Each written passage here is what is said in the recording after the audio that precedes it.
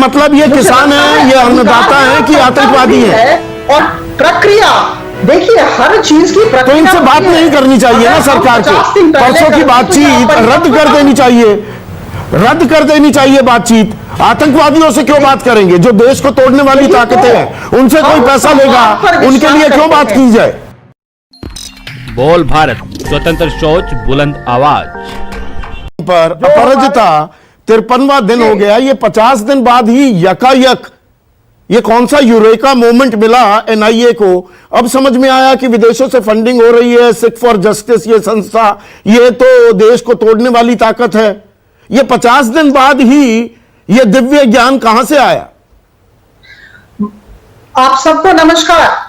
मैं यह स्पष्ट कर दूं कि हमारे अन्नदाता, हमारे किसान आतंकवादी नहीं है, खालिस्तानी नहीं है। 20 से ज्यादा को एनआईए का समन आ गया। यह भी कहना चाहूंगी कि इस किसान आंदोलन में कुछ देश विरोधी शक्तियां जरूर घुस आई हैं। इसे हमें मानना होगा। कुछ नाम भी उजागर हो चुके हैं। और एनआईए एक प्रतिष्ठित जांच एजेंसी है। एनआईए जैसी जांच एजेंसी पर हमें भरोसा करना चाहिए। अगर एनआईए ने नहीं भरोसा बिल्कुल करते हैं। मुझे ये बताइए 50 दिन बाद एनआईए को ये दिव्य ज्ञान कहां से आया? बलदेव सिंह सिरसा पहले दिन से आंदोलन में बैठे हैं, संयुक्त किसान मोर्चा के अध्यक्ष हैं, उनका नाम आ रहा है, जसवीर सिंह का नाम आ रहा है जी। ये 50 दिन बाद कैसे पता लगाना है एनआईए को?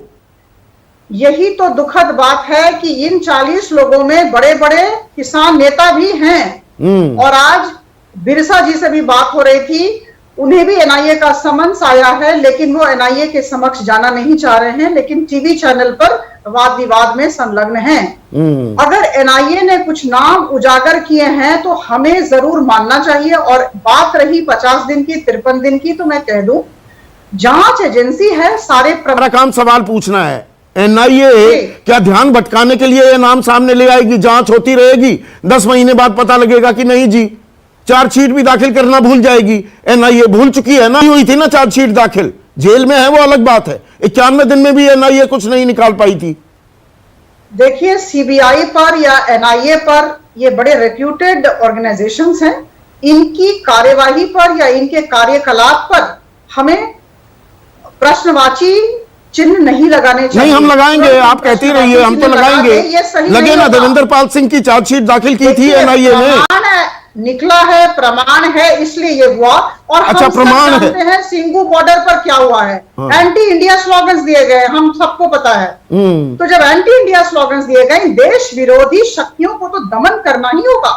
ये केंद्र सरकार का, तो मतलब ये किसान है, ये अन्नदाता है कि आतंकवादी है? और सारे भारतवासी, देखिए, हम बार बार ये कहना चाहेंगे कि हमारे किसान, जो हमारे अन्नदाता हैं, वो आतंकवादी नहीं है या खालिस्तानी। आप वही तो कह रहे हैं। कुछ अब you can't have your cake and eat it to.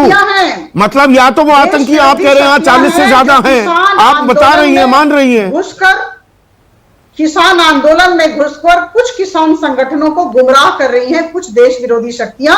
और मुझे लगता है कि हम सब का ये दायित्व है या कर्तव्य है और ये अधिकार भी है। ये 50 दिन बाद ये बात क्यों आ रही है? मैं यही तो जानना चाह रहा हूं। प्रमाण, प्रक्रिया, देखिए, हर चीज की प्रक्रिया। तो इनसे बात नहीं करनी चाहिए ना सरकार को? परसों की बातचीत रद्द कर देनी चाहिए, रद्द कर देनी चाहिए बातचीत। आतंकवादियों से क्यों बात करेंगे? जो देश को तोड़ने वाली ताकतें हैं उनसे कोई पैसा लेगा, उनके लिए क्यों बात की जाए?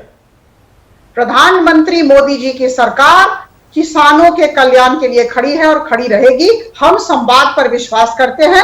आदरणीय तोमर जी ने बार बार कहा है कि हम बिंदुवार चर्चा करने के लिए तैयार हैं। नहीं, बातचीत किससे करेंगे? आतंकवादियों से, मनोवृत्ति लेकर, देश को तोड़ने वालों से, पैसा लेने वालों से। किसान संगठनों से बातचीत जो चल रही है, 10वां दौर जनवरी 19 को होने वाला है। उसी में बलदेव सिंह सिरसा, जसवीर सिंह शामिल हैं और उसी में दीप सिद्धू भी शामिल हैं, जिन्होंने 2019 में आपके स्टार सांसद सनी देओल के लिए प्रचार किया था।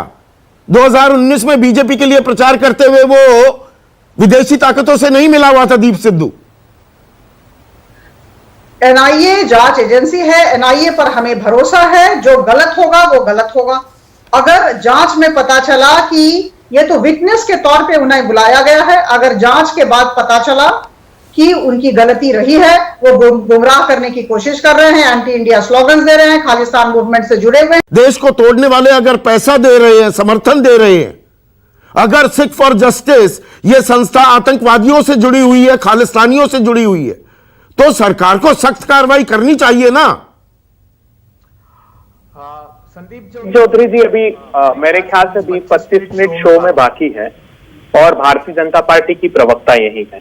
कुछ 4 खबरें प्रमुख जो लगभग सभी चैनल और समाचार पत्रों ने चलाई है, बीते दिनों वो पढ़कर सुनाता हूं। हाथरस दंगों के नाम पर साजिश, 2 करोड़ की विदेशी फंडिंग का बड़ा खुलासा, ईडी और एनआईए की जांच में खुलासा। भीमा कोरेगांव में विदेशी फंडिंग का बड़ा खुलासा।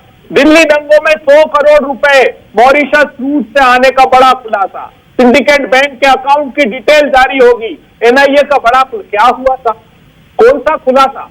आपने आज फिर आरोप लगा दिए मोडस ऑपरेंडी है। उत्तर प्रदेश जाओगे तो किसानों पर 50 लाख का जुर्माना लगाएगी सरकारें। मध्य प्रदेश आओगे तो 40 वन विभाग के अधिकारी घूम रहे हैं किसान नेताओं के घर पर लकड़ियां रखकर झूठे मुकदमे बना रहे हैं ताकि आंदोलन को कमजोर किया जा सके।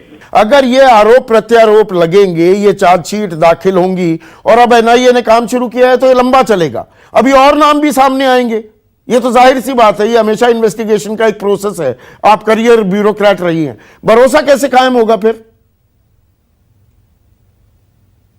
कि जो विपक्षी दल हैं वो चाहते नहीं कि इसका सामान हो, कहीं ना कहीं आग को सुलगा के रखना चाहते हैं। हमें किसानों पर बहुत भरोसा है। हम बातचीत कर रहे हैं, रिपील ऑफ द लॉज का तो प्रश्न ही नहीं है, इसे हम लोगों ने स्पष्ट तौर पर कह दिया है। और आप रिपील नहीं करेंगे, किसान वापस नहीं जाएंगे, मतलब लड़ाई लंबी होगी, तो अब एनआईए की इन्वेस्टिगेशन आ जाती है। मुझे अपराजिता एक चीज समझाइए, छात्र आंदोलित होते हैं तो वो टुकड़े टुकड़े गैंग के हिस्सा हो जाते हैं। मतलब जेएनयू जहां से निर्मला सीतारमन भी आती है और एस जयशंकर, आपके 2 बड़े मंत्री, वो मतलब देशद्रोहियों का गढ़ हो जाता है, टुकड़े टुकड़े गैंग हो जाता है। पढ़े लिखे नौकरी पेशा लोग, एक मिनट पूरी बात सुन लीजिए, सरकार से सवाल करते हैं तो वो अर्बन नक्सल हो जाते हैं, शाहीन बाग वाले हो जाते हैं पाकिस्तान परस्त, अब किसान हो गए खालिस्तानी। मतलब जो सरकार से सवाल पूछे वो राष्ट्रद्रोही ताकत हो गया। बिल्कुल नहीं, हम हर सवाल का उत्तर देने के लिए राजी हैं। हम तो चाहते हैं कि हमें प्रश्न किया जाए। संदीप जी, हमने तो कभी भी नहीं कहा कि केंद्र सरकार से प्रश्न न किया जाए। नहीं, तो छात्रों को टुकड़े टुकड़े गैंग कहा ना, नौकरी पेशा लोगों को अर्बन नक्सल कहा ना, शाहीन बाग की बूढ़ी औरतों को भी पाकिस्तान परस्त कहा ना। बात सुन ले आप, हाँ आप मेरी बात सुन ले। हाँ, सुनाइए ना। मैं आपको ये कहना चाहती हूँ कि जहां तक देश विरोधी शक्तियों का सवाल है, इसके साथ तो कुछ समझौता ही नहीं किया जा सकता। नहीं, ये तय कौन करेगा? आप बड़ी कन्वीनियंटली तय कर देते हैं ना कि ये देशद्रोही है। और अगर कहीं भी देश विरोधी ताकत आएंगी तो हम उसका दमन जरूर करेंगे। एनआईए एक संस्था है, एनआईए समन जारी किया है और मुझे लगता है अगर सिख फॉर जस्टिस इसमें ये भी संस्था का नाम हुआ है। आप जानते हैं कि 2019 में से बैन किया गया है और पिछले 5 सालों में 14 केस में से 40 लोगों को अरेस्ट किया गया था। This is a banned organisation. हाँ, वो मैं जानता हूं। तो ऐसे में अभय दुबे, अगर देश विरोधी ताकतें हैं, वो चाहे छात्रों के बीच सक्रिय होती हैं, शाहीन बाग में सक्रिय होती हैं, जहां भी होंगी, सरकार उनका दमन क्यों नहीं करेगी? कहाँ किया बताइए, दीजिए प्रमाण। वो टुकड़े टुकड़े गैंग जो नारे लगाए थे, भारत तेरे टुकड़े होंगे इंशाल्लाह इंशाल्लाह, कहाँ है वो बताइए ना। बोल भारत, स्वतंत्र सोच, बुलंद आवाज।